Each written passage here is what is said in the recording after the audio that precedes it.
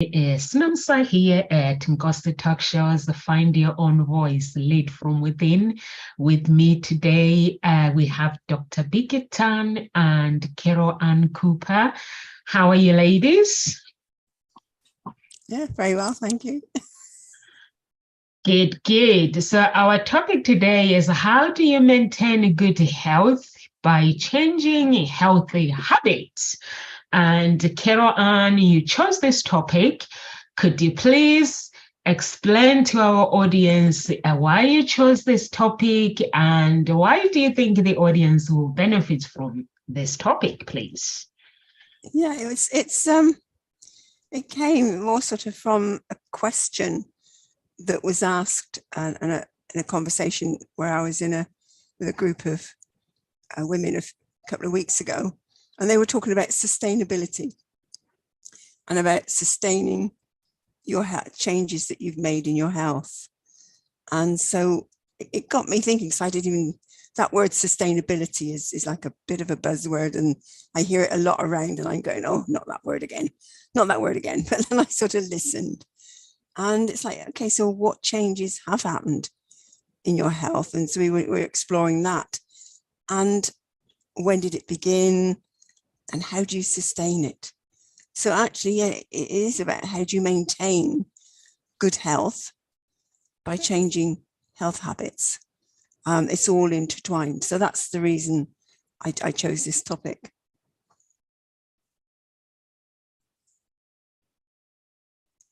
Am I? What do you think, Dr. Biget? Well, I think that's a beautiful topic. It is one of those that health doesn't come overnight. It's being a doctor, I see firsthand that health is something typically that you do. You build over time, you create, and many times people don't realize that it's also a lot of time, even in things that seemingly like accident in many cases, not all, that it's something that you destroy over time as well. And so it's a really important thing when we think about health, we think about our habit. Yes, the physical habit, but it's also what's your thinking habit and your heart habit. I love what you're saying about, and we destroy it over time as well. Because yes, we build it over time, but we also do destroy it. And it is those habits that we're not realizing what we're doing that destroys our health. And it is a time, and time can slip by before you realize, and you go, oh my goodness, what have I just done? And you realize that you are in a place where your body is not fit, it's not healthy, and what you've done to get yourself there. And it's actually quite hard to then turn that around, because that then takes that mindset of really wanting to do something about it. So you have to actually get deep into why would you want to sort of shift those habits and improve your health again? Because it is going to take time. It's also going to take effort. And I know that I have slipped into, over the years, especially the last 3 years with lockdown, into a very unhealthy habit. I was sleeping a lot. I was just sitting, watching the television a lot, really drawn into watching the telly, watching series of things, from the beginning to the end. I just sort of have a glut of them. And then it was like, what's the next one? It's almost like it was an addiction. Right, what's the next thing I can be watching? What's the next thing I can be watching? And I couldn't seem to shift it. And I knew that I wasn't doing my health any good. And now I'm in a position where I've not been doing any exercise. My body is tired. It's doesn't have the strength it had. And it takes me a lot of effort to sometimes get up and about, but to actually get out of the house, because I've now got stuck in the house. It's more comfortable. Oh, I can't. It's getting stronger because it is taking time. It's like little steps by little steps that when I do get out, and like yesterday, I wanted to go out and go to a different shop. So it meant walking a bit further. And there was that part of me going, oh, that's too tired. But there was something stronger inside of me that was going, no, you're going to go today. And when you can tap into and get that stronger motivation, then there is no question. You just get up, get ready, and you go out, because that's what I did yesterday. And okay, it took me time to walk there. I kept stopping to get my breath, just rest. I know where all the places I can sit are. And even though it was raining, I put something down on everywhere I sat that just enabled me to sort of have a dry patch to sit on. And I got back home after being working, and it was like, I did it. It felt really good. So I need to keep tapping into that. But yes, certainly it's going to take me time to now get back to that health, because I was always healthy. I was always fit. I was always healthy. But I don't know that mentally I was healthy. When I think back, there was always a lot of anger in me that I didn't realize until I've been on this journey of personal development and realize how calm I am inside now compared to then. So it's maybe somewhere that's to start thinking about is actually, it's your mental health that you need to think about, because what is going on in your mind that has you compromise your physical health. What do you think, Dr. Bashir? Well, I love that. Thank you for the share. It's actually make me think about a couple quotes to start with. The first one being the one.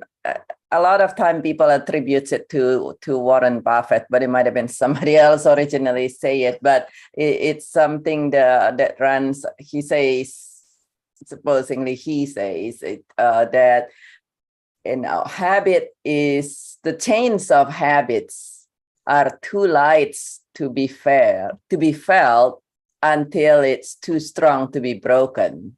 And it's so very true. If anybody tried to break a habit, particularly try to do it on their own, that's why this is the end of the year.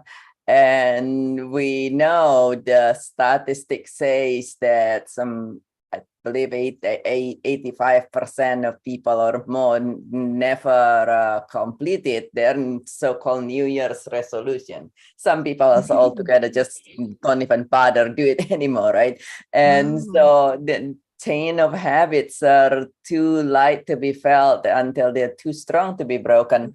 And it's the but it's so beautiful how you say you share your experience. That brings me the thought of the second quote when he was sharing that, which is by Judge Thomas Troward from the UK.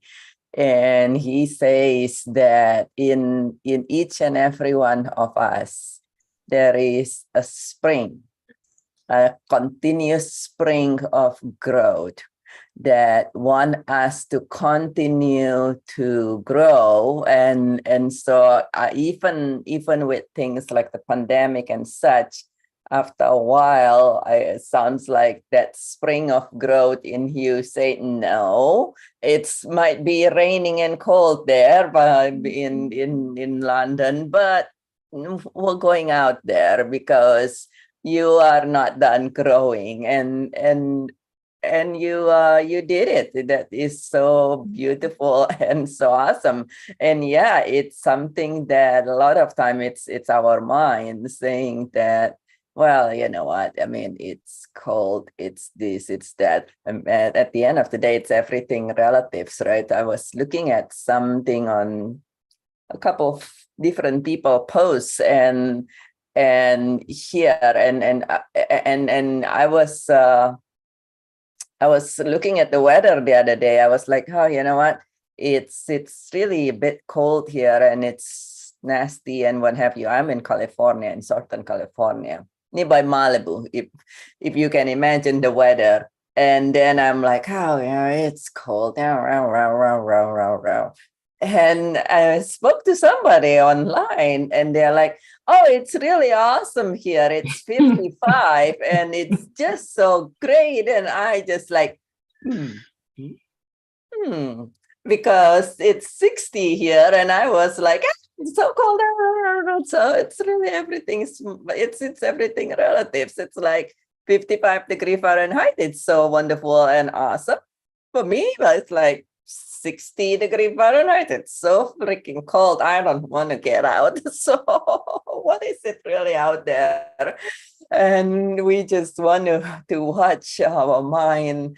And of course, at the bottom of that, we want to watch our mind, but being a grief transformation specialist, we want to also watch what our heart's saying to us, because sometimes our mind can say something logical. And if we have been hurt in the past, then our heart might be saying something the opposite the mind. And we know that the signal and the message from the heart move 60 times faster and stronger than the mind. So if it had an experience where we got out when it's raining and cloudy and we got injured or see something scary, then it's naturally our mind might say, hey, even if it's a broad daylight, if we're like, okay, it doesn't make sense, but if your heart is not happy, then nobody's happy. What's your thought, Numsa? I see you nodding from time to time. Yeah, I'm just laughing when you say if your heart is not happy, that means that you are not happy. And, our mindset is everything. Whatever we think, how we see the world is how our bodies is going to respond, is how whatever we see about what is health. When you talk about health, people always think about losing weight, but actually it's the lifestyle that we decide to live on, and our mindset, how we're able to actually see and think, how we're able to control, and also as the habit that we actually create, create these realistic goals. There are some people that go over the top. They create these big goals, and when we don't achieve those goals, and your health suffers because you're not satisfied. And when you are not satisfied, affects your health. But if you set realistic goals and say, I'm gonna reach these goals, and just do your best, whatever you can. Carol Ann always say, never make you wrong when you're doing things. There's no wrong or there's no right. All you can do is learn from whatever those small goals, if they don't work out, so you can maintain your health. And I was talking to my clients, and my client goes, I like cave women. And I was like, do you realize what's on the inside of a woman is greater than what's on the outside? So you might see a woman who is not cave, but that woman, they got brains, they've got everything that a man will ask for. So we can't go and judge people by how they look. So we have to go and judge people by what's in that woman, because I can have a curvy woman and they make my life a living hell. It sounds like I can give you a woman who has everything, but they'll make your life a living hell. So it's like, just try to actually go with open mind. Don't look at, I was like, this girl that I gave you, she's so beautiful, she's educated, she's more laid back, she's so polite, she's everything that you want. So, but now she hasn't got curves, which is, so I was like, just go with open mind and go and meet her. If you still feel the same, then you can move on. But we don't judge people by the pictures. So she's like, actually, I do understand. And I was like, remember, you have everything. You have a choice. But what you need to do is you don't want to pick something that is going to make your life a living hell. And I was like, listen, finding somebody now that has everything mostly inside is not easy.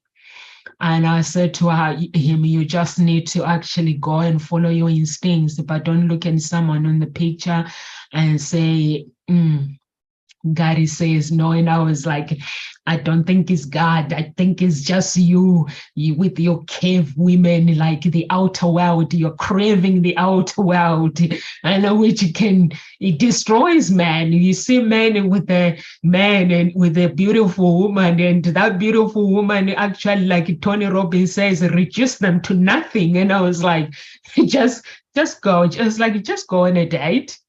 And if you're not attracted to her, there's no harm in actually going to meet a person. And it's all health. Like what we do is the lifestyle that we choose, like what you're saying, Dr. Bigot, and even Carol Ann, I'm sure when you chose this topic, when you say you went for a walk and your mind was like, it looks like it's a long way, but this mind, you control your mind. You're like, I'm going to do this, actually. I'm going to walk. And I'm going to go back home and fulfill my desires. And you did it because that is in your mind. Your mind, our mind is everything. And if we want to stay healthy, we can stay healthy because everything is our mindset.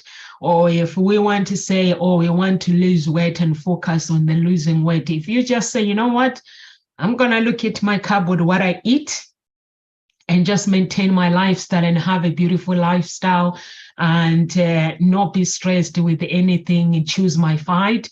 I've learned to pick my fight. Anything that is not mine, I'm like, no, thank you, goodbye. My health is more important.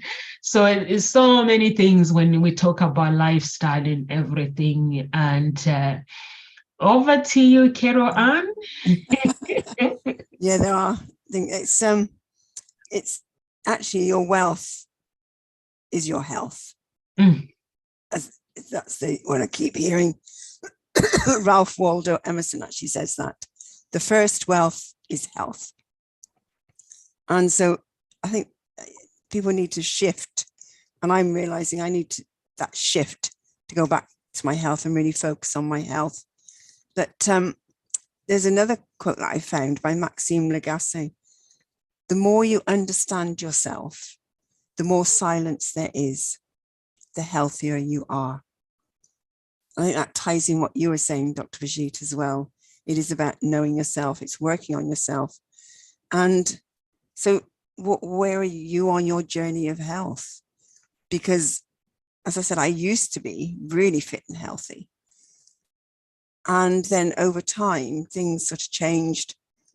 And I think as you get older, I mean, I don't believe in old age and I don't believe in aging. It's like your body does change, though. That also stress is a key component of causing ill health. And so it's about listening to your body. It is recognizing what is going on with your body. What are the changes that are happening?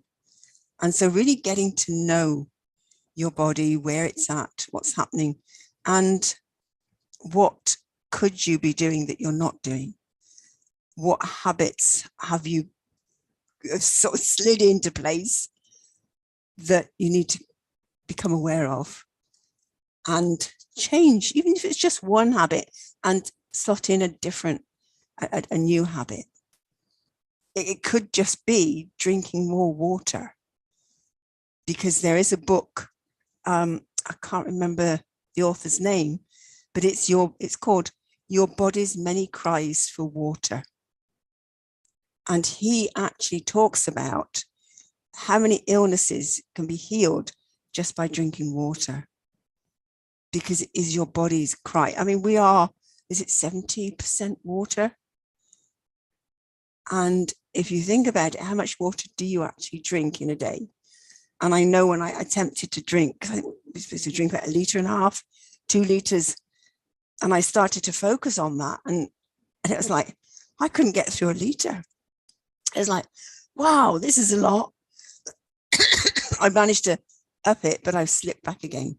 And I know I am dehydrated. So there's one thing I could focus on, is actually upping my intake of water, because I've realized that I've slipped back with that. But I do wonder at that time when I was really focusing on drinking, attempting to drink at least 1.5 liters, then why do we not think about that when, as we're growing up? Why are we not taught that? Why is that not an inherent part of our diet? When we're eating and we're taught, you know, you're taught to drink milk, you're taught to, you know, different foods for different things, not taught to drink water or encouraged to drink water from an early age. And you don't need anything in the water. It is, you just drink the water. Fortunately, my grandchildren are taking that on board more now, and they are drinking more water, and it's like, yes. Because at one time they wouldn't drink it, and it's like they are now. So that's great. So where are you on your journey? Maybe just log where you're at and set yourself maybe just one goal that you could, you know, to improve your health. But what is the action? What is the habit that you want to take out? And what's the habit that you could put in for next year? And then what's your story? Have you written your story? It's something that I've realized. I was talking with someone the other day, and yes, we all have a story to tell or something we've overcome, but maybe there's a journey of health that you have to share with somebody. And I've just realized that there are some points along my journey, because I talk about my journey of going from maths teacher to becoming the writing facilitator. That's my story that I tell a lot at the moment and share. But there's also my journey through health. And where did that begin, and what opened up, and where did I find myself going, and what did I discover along the way? The key component being, talk to your body. Ask your body what it wants. Listen to your body. For me, that's the key, and that's what I want to share. And I'm thinking, oh, there's another story for me to write. All of a sudden, there's something else. But you may have a story to write in terms of health that would inspire somebody else. So it's worth thinking about, maybe document your own journey, and then you could be sharing it as your story to help others. What's your thoughts there, Dr. Brigitte? Well, I love that what you say is the, you know, what is your story and what is your journey, and I also love the water part, because I definitely can drink more water. I have this habit of, and it's very interesting what you say too, because it says that different cultures shares different things. Back when I was growing up, we actually taught to drink. We're not so much taught to drink. Here, at least in the United States, when I look at kids and things, they're taught to drink milk and drink tea, like you said, or all these other things. Back in Indonesia, where I grew up, they actually teach kids to drink water, partly because there is not much of anything else. In some places in Indonesia, there is not much milk, nor there are teas or something, depending on the economic area. But definitely, that's one thing that I I definitely can be better in drinking water, because I have a habit up until now to be to focus on something and then forget completely about water or anything else. I forgot to drink, forgot to eat. I just keep working, and then it's like, holy moly, it's 9 p.m. and the cat is yelling at me, asking for his dinner. Poor cat. And so that is something that, and everything is a journey. It's the Ken Kai says that everything in your life is your teacher, everything and everyone. And it's one of those that as we move through journey life, it's an opportunity to grow. Talking about, you mentioned about the story.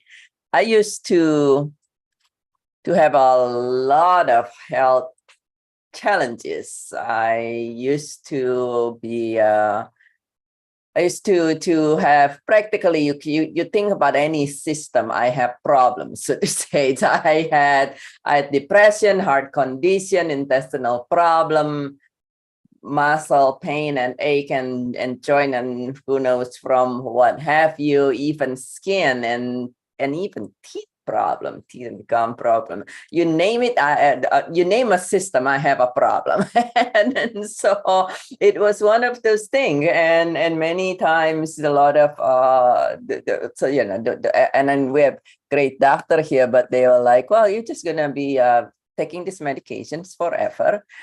And it was actually, like Numsa says, to a degree, that when I start to look at my mind and what's going on in my mind, and then beyond that, to have an understanding of what's going on in my heart, is when I was able to clear everything. And Dr. Joe Dispenza says, and so is a lot of other people who understand the heart. The HeartMath Institute says that when you heal your heart, you heal your mind. When you heal your heart, you heal your mind, which is something that even in personal developments nowadays, people still miss that part. But most people in personal developments know that when you heal your mind, you can heal your body, as well as you can heal your results, whether your it's a result in health, in economy, and whatever you name it, in relationship, which is your specialty, Numsa. But we know that the heart moves much faster and much stronger than the mind. And so for me, my journey was when I eventually first looking at my mind, and then eventually with my grief work, thankfully, as I was helping clients, I realized too, when I realized the power of the mind, I look at the power of the heart. Thankfully for me, it was nice and easy and quick to be able to heal my heart from all the grief I'm familiar since I was 5, and then to heal my mind accordingly. But yeah, everything is definitely a journey, and what's the lesson and the opportunity in there to help you create something that's even more of what to your liking. Yeah, I actually am I muted? Yeah, I'm okay now. I agree with Dr. Biggett and Carol Ann. Carol Ann, you said stress is a key component of your health. Yes, I actually agree 100%. When we learn to actually maintain our stress, the level of our stress, because sometimes we let things that are not really worthy to actually stress our lives, and because of the expectations of this world, what we believe that we are entitled of. Everyone has this thing where I'm entitled of this, I'm entitled of this. And when those expectations are not met, then we tend to actually stress ourselves. And I was talking to the guy in the office. He goes, Nomsa, you're always happy, and it's real and it's not fake. And I was like, it's something that I've learned the hard way, where if I decide to get angry with people, I'm destroying my health. But I choose to actually be happy inside, and I choose to actually meditate. I choose to actually work on myself, and I can actually look at life and pick the things that are serious, the things that are not serious. And I was like, in life, you have to choose. You have to decide, like what you're saying, Dr. Biggett, that everything is a journey. Life is a journey. And when you decide and realize that actually when you walk on the path, sometimes you're going to have to give somebody an excuse, yourself on the pavement, let someone pass through. And that's what life is about. It's not a straight line where you are like, I'm gonna be wonderful, I'm gonna be. Sometimes you got to be prepared. When the world throws you with something, how are you responding? When the postman deliver the news from the doctors that you didn't ask for, when the man or the wife you've been married for 20 or 30 years or 50 years tells you that I want a divorce, how are you responding? How are you going to respond in that? It's health. It affects the health. So everything. But for me, I've realized that, you know what, if things that are not going my way, I'm okay with it.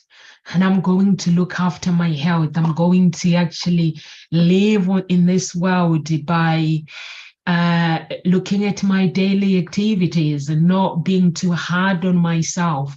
I'm going to enjoy the food that I enjoy. Sometimes once in a while, I go to McDonald's and have sweet chili wrap. Just once in a while, and I enjoy it. I don't eat it with regret and say, oh, this food is not healthy, it's not this. I just eat it with joy, because to me, it's not something that I'll eat every single day. But if I go once in a while, I'm okay with that. I don't have to think about not doing exercises. I don't have to think about, I just walk with joy. And I just create my goals, small goals. I don't create big goals. I create small, and I achieve them. If I don't achieve them, if I don't get the results that I want, I'm okay with it. So that's what life is about. Like you said, Dr. Biggett, it is a journey, and we have to, like, you look at your sticker behind you. If you believe in yourself, everything is possible. And that is the journey, and that is life. So you have to set goals, set a habit that you're going to maintain them. And those habits, it's like, let's say New Year is coming. So many people are creating New Year resolution. After the New Year, they're like, I don't think I can do this. But if you create your goals the whole year, and say, this is what I want to achieve each and every single day, and they're simple, and you maintain them every day, by the end of the year, you look back. You don't have to set a New Year resolution. I don't set a New Year resolution myself. It's like everyone is busy buying Christmas present. I'm buying Christmas presents for the kids and their dad, but with me, because I'm not into Christmas anymore. So I was looking online. I was like, I was telling Carol Ann and everyone yesterday when we were doing live that I went on YouTube and I kept hearing about, every time I click out here, YouTubers talking about this book, Atomic Habit. I was like, okay, you book, I'm going to have to get you, because I've not read you. So I'm going to have to get this book and just see what the book is all about. I read 29 pages. I think it was 30 or 29 pages online before I bought the book. It's so amazing. The book is really, really amazing. So I'm excited reading this book, and I'm excited in going through this journey of 2023. But have you noticed the time, how the time goes quick now? I don't know whether it's the pandemic, But not long ago, I was celebrating my birthday in June, but I'm like, now we are in December. Where is the time going? I'm just confused. I was like, where is the time gone? I set the alarm this morning today, and I was like, do I really have to get up like the time that I normally wake up? And then I just look at the clock. I just said, you know what? I just need to lie down here and just not thinking of anything and just lie down. And then I just lay on my bed and woke up and did everything. I woke up. By the time I go out of the house, everything that I do in the morning, I done it. So I was like, sometimes you just have to relax without making you wrong, Carol Ann. Absolutely. Well done for listening to your body and saying, yes, I just got to take that break and relax. Sometimes you just have to. Yeah. But I agree with you. Time, where has time gone? Where has this year gone? Where's the last I know 3 years gone? It's like, whoa. And it's actually, I love what Dennis Waitley says. Time and health are two precious assets that we don't recognize and appreciate until they have been depleted. And I go, that's so true. We just don't actually realize it and appreciate them until they're gone. And so maybe there's there's a goal that we could have for next year. You're talking about setting goals. How about focusing on appreciating time, appreciating our health? And by appreciating it, then you've got a more healthier focus on it rather than just, forgetting about it. But certainly setting goals more regularly. Yes, set yourself a big one for the year. Set yourself some smaller ones that take you to that goal, but review them. Do interim reviews, maybe just do a 3 months goal. So you do it for each quarter, and then you could do each month smaller goals to get you through that quarter. It's, just taking it step by step. But the key thing is to set goals that are achievable and then reward yourself. I know I used to set, and I still do at times, but I'm getting better. I'm going to do all this, and this, and then the next week. And guess what? Maybe I'll get one thing done. And now I've started discerning and going, okay, I just choose one thing. I might have, I've still got my list, but I'm going to focus on one thing I'm going to complete in the next week. And I get that done and I celebrate. And okay, some of the other things do get done, but it feels better because I can celebrate. I can actually say, yes, I've done it. So what is it that's you're creating added stress into your life? Recognize where the stress is coming from, because there is a statistic that says 90% of health problems are stress related. So if you could sort out what the stress is, relieve the stress, you wouldn't, I'm sure our NHS system and the doctors would not be on their knees like they are now. People wouldn't be sort of complaining, I can't get a doctor's appointment, because I'm sure that would help. If people actually listen to their bodies, learnt to listen to their body, were given permission to listen to their body. I think there's a great one, because we've handed it over and it's been taken from us. This permission to listen to our body and know our own instinct and intuition. But certainly stress, relieve the stress and see what happens then. So doing things that, again, it comes back to that mental health. What could you do that would help your mental health? There is going for a walk. And I think you mentioned about, none of things that sort of maybe knock you sideways. It sort of happen.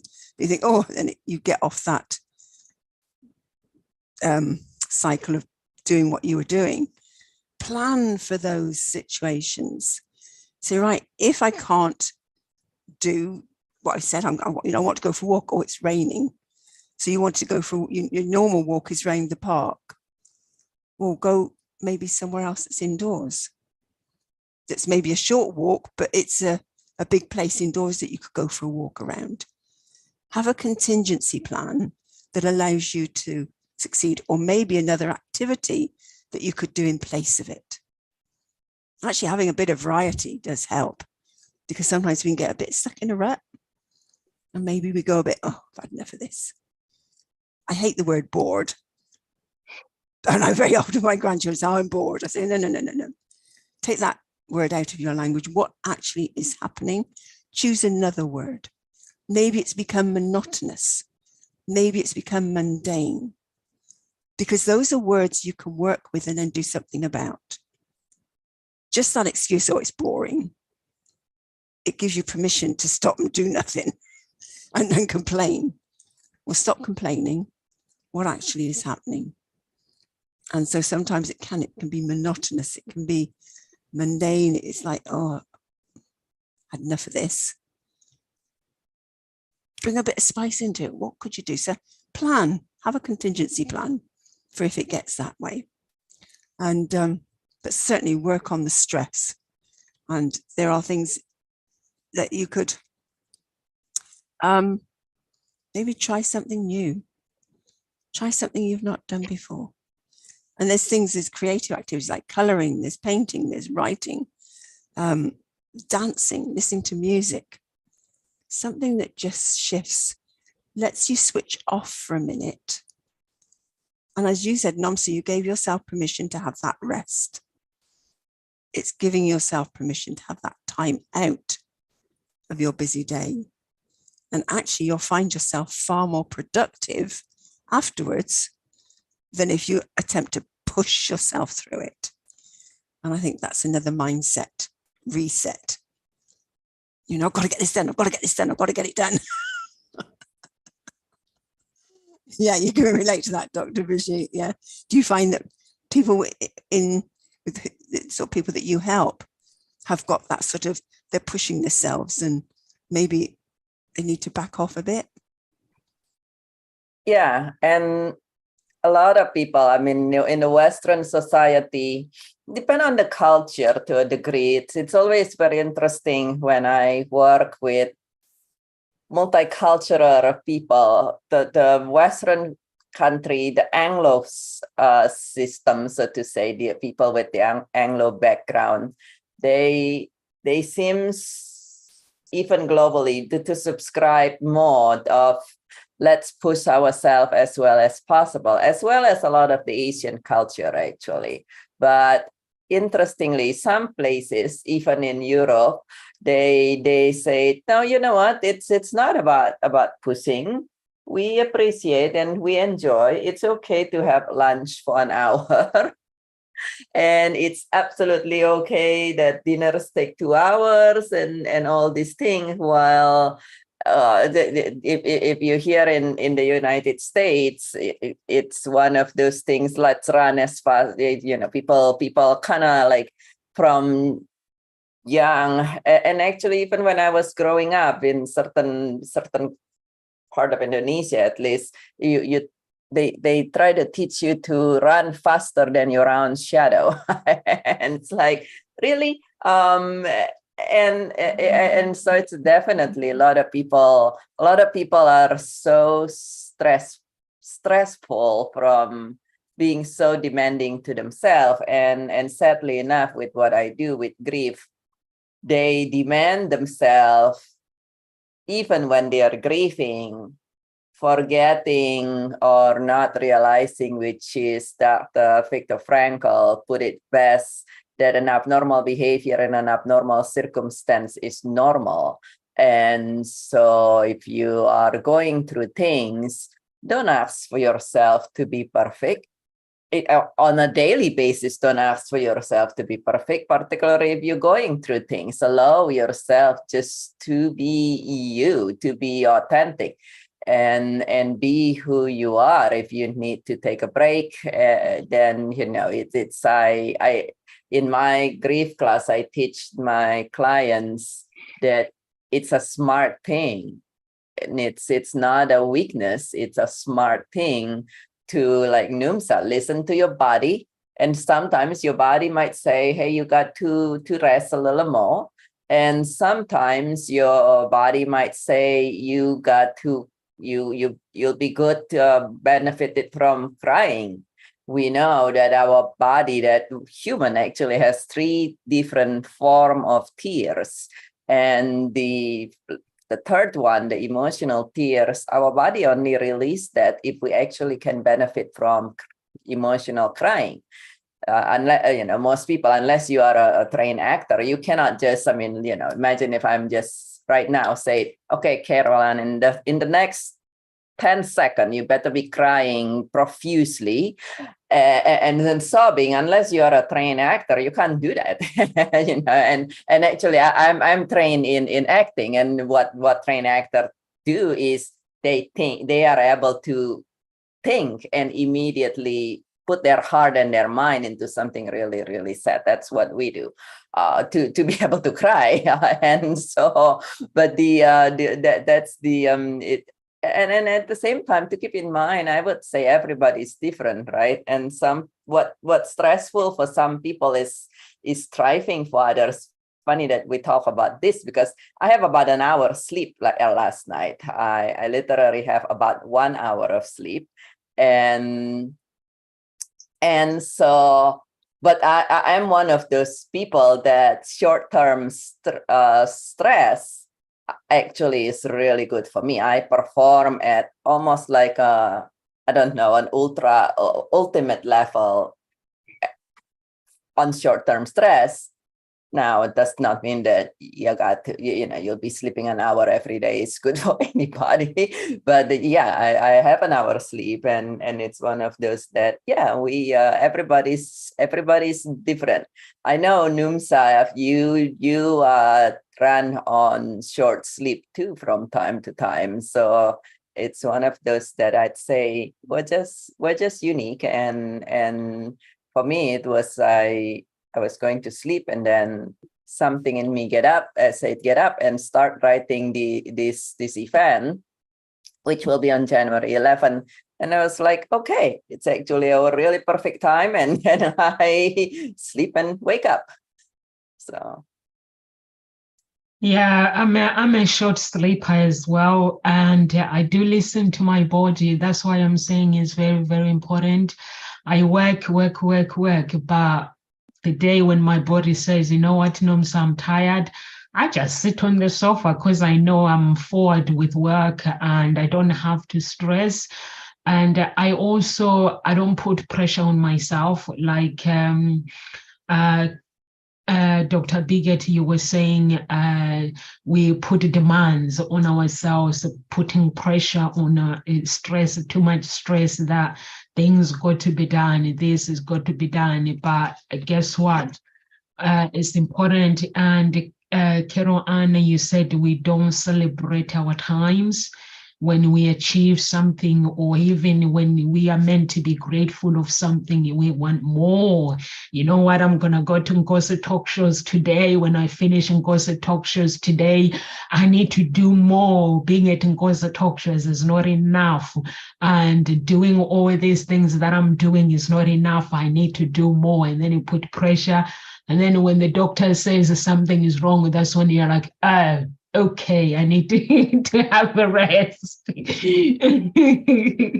So I don't sleep a lot, but I am aware of my body and my mind. If I see my mind is not thinking properly, I take a rest.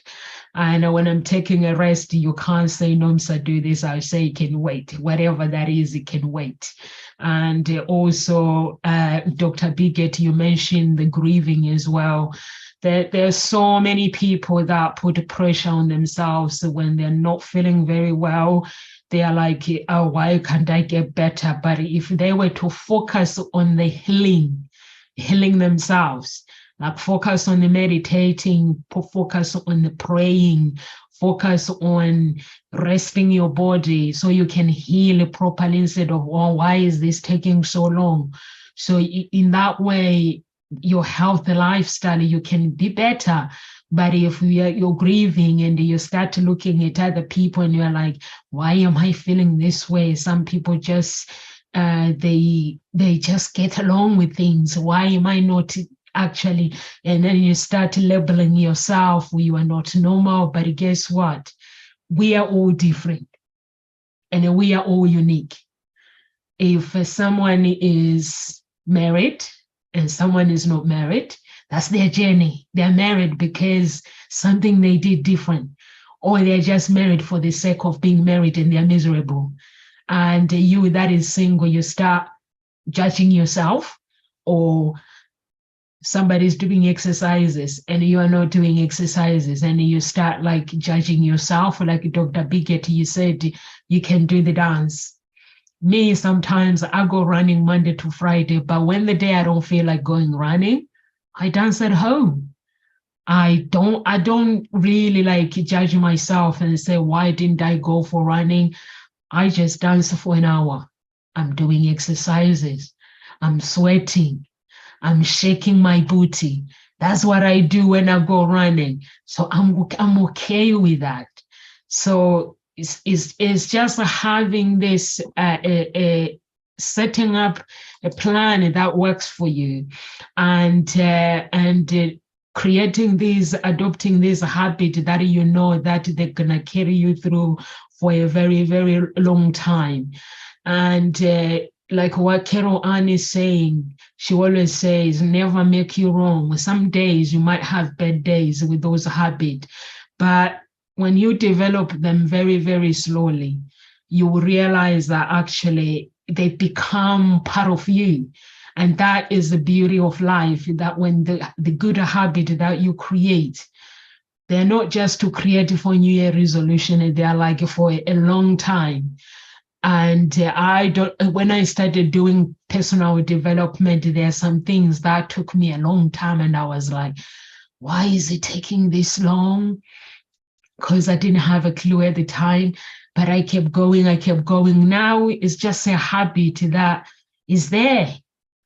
And I just get on with it. It's like smiling. I had to learn to smile in front of the mirror and smile every day. And I'm in the yoga laughing group as well. So we smile every day.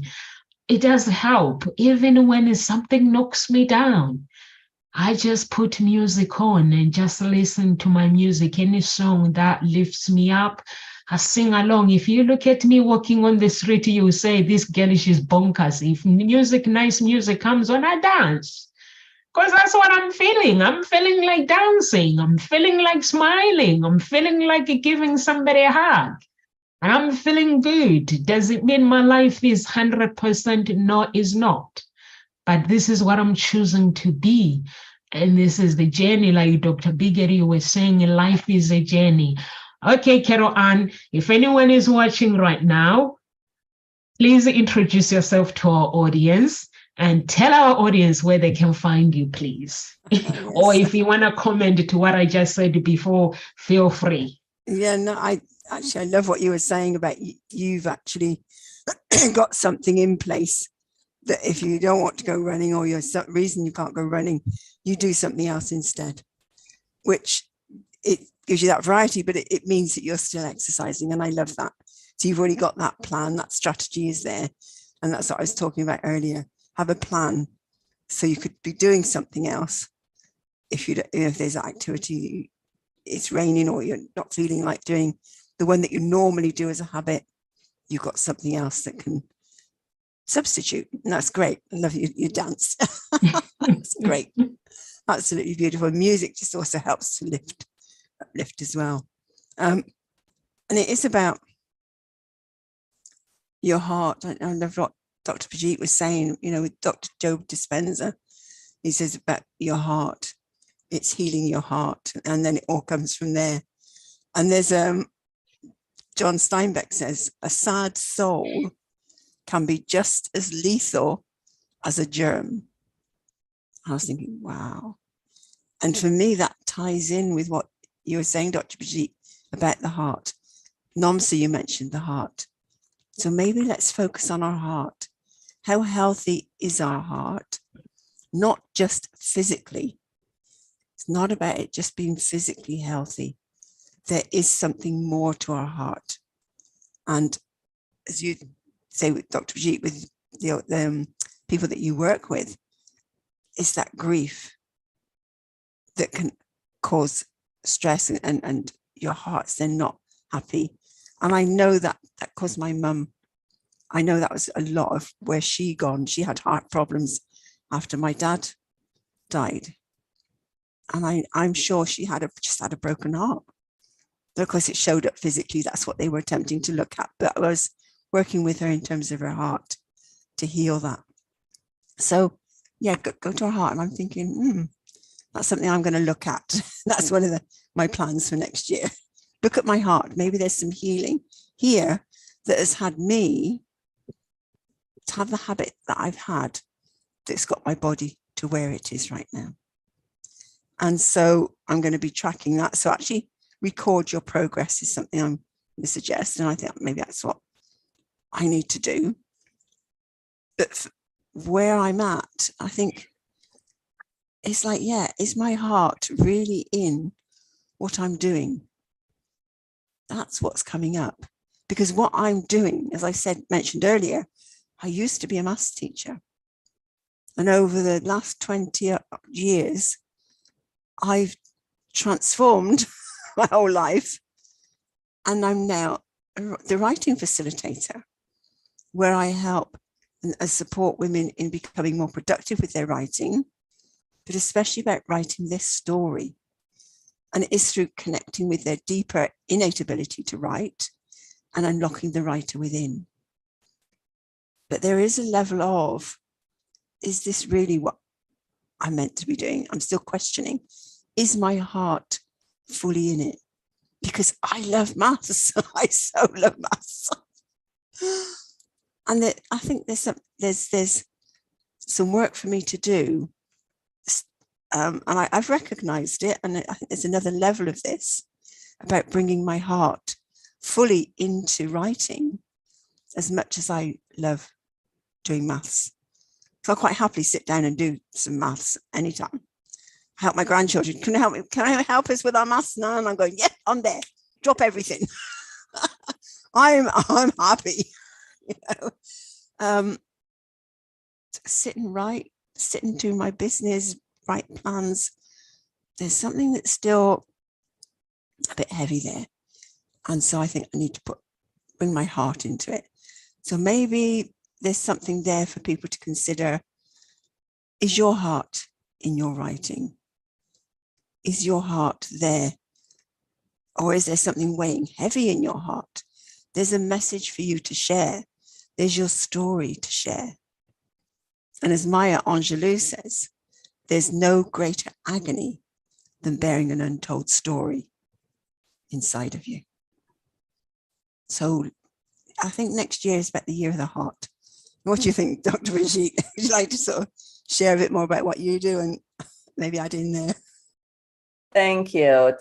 Yeah, as a grief specialist, it's all about heart, right? And we know that many times people, practically at least 90% of my clients and 100% of my clients who are on suicide watch has been or are working with counselor and therapists. And the reasons it doesn't work is because the therapy and counseling and social work focus here in the mind, and grief is about the heart.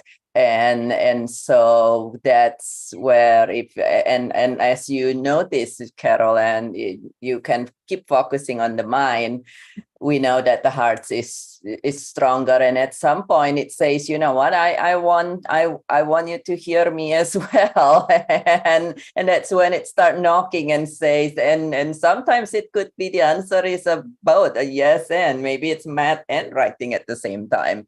And it used specifically, but yeah, it's definitely, it is something about the heart. And when the heart is when the heart is hurting, then everybody hurts, so to say. It's hurt. The saying that hurt people is so very true. You hurt yourself and you hurt others as well, and that's it's something. Talking about hurting, just in case somebody, I forgot to mention it earlier. In the holidays bring pains even more. If we're hurting, the holiday remind us to that. And so I actually I'm doing free grief chat. So an audience who listens to the and knows somebody might benefit from this, it's free. Grief chats here in the United States, it's at 8 p.m. on Sunday. It's early in the morning in the UK, or depend on where your time zone is, maybe really late at night. But for us who has our heart is knocking at us or grieving or crying, that sometimes we don't sleep at when everybody else sleeping. So it's 8 p.m. on Pacific time, Los Angeles time. It's a free grief chat if somebody need it. And yes, I'll be doing that particularly actually on Christmas and New Year, because there's so many people. After all the party, they come home and their hearts cries even more. And then actually I'm doing a scholarship. That's part of my tithing for support to society. I'm doing a scholarship, 5 scholarships for people who needed help with grief, but not able to take care of it financially, and not have the access to some reasons. Just connect with me this week, and I am providing scholarship for people who need help with that. But yeah, it is something with for our heart, and from there it'll lead to our mind and lead to everything else that we do. That's amazing, Dr. Pickett. Yeah, this holidays bring so much stress, and there's so much going on in people. Just I don't know, this world is like there's so much bugs going on, disease going on, and people losing their loved ones, jobs disappearing, and you just name it. So you need to have a grieving coach on the speed dial. I think here at Nkosi Talk Shows, we need to have a chat line as well. We spoke about it me and Claudia, but I'm still waiting for her. She's going to come back to me with the information. I'm still waiting. So I need to remind her that is a good idea, Dr. Pickett, to actually create a chat line for people to actually come and discuss, because, grieving is it's really big, and people grieve in so many ways, like people losing their loved ones. Like Nadia, her brother is in critical condition, and I didn't realize how bad he was, because when she arrived in Poland, I said to her, how is he? She's like, he's moved to the high ICU now. He's in a different place. So that means he was really bad. Apparently, he lost his memory as well. So now he's able to gain his memory bit by bit. So that is grieving. That means Nadia, she's grieving, because this is the man, her brother is someone that she knows happy and healthy now. He's in hospital. So there are some things going on in her head. So anyone is watching, please pray for everyone that is going through challenges, and Nkosi Talk Shows, pray for us, please. Some of our coaches are going through different times. So if we say tough times, they're going through seasons of life. And I know there are some people in our community who are going through those seasons of not understanding life. And that's what life is about. It's a journey, and make sure we stay healthy, and just buy our own nice food at Christmas time and New Year, and just sit there and relax without having to think. And I'm intended to not worry about anything during holidays.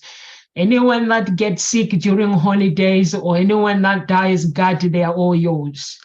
I'm just going to pray, but it is up to God to deal with them. I'm going to ignore. I'm just going to keep loving them and keep sending prayers.